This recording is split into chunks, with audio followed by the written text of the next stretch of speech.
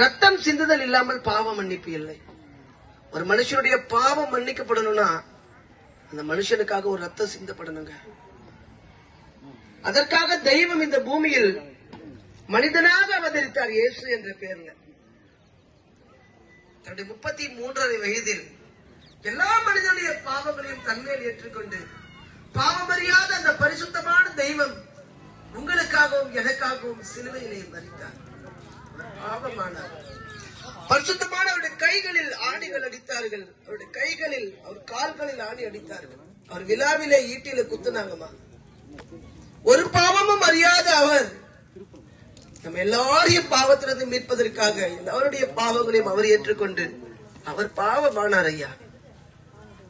அந்த இயேசு கிறிஸ்து எல்லா மனிதனுக்காகவும் சிலுவையிலே ரத்தம் சிந்தி மரித்தார்.